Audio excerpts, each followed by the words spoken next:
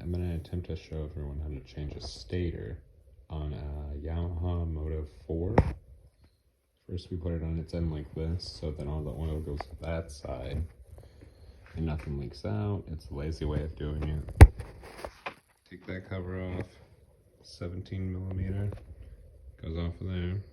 You hold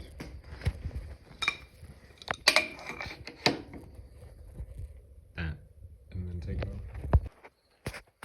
Take off all the bolts on the outside.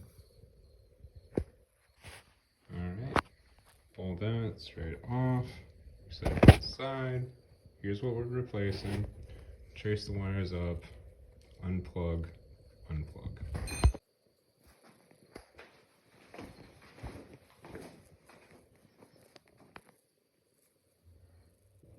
I have to take these 3 screws off.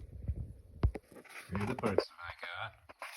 We got stator, the gasket, and the rectifier. These screws are terrible.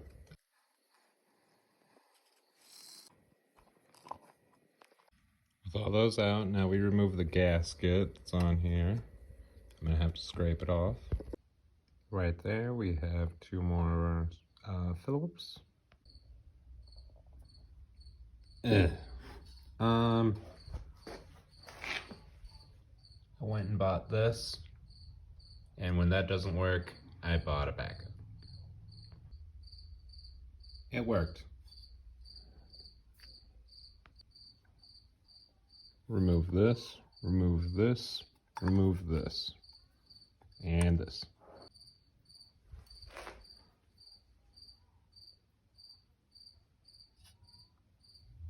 I don't want to talk about that. New stators in, new pick. Now I just have to throw the gasket on and throw it back on. Put it up.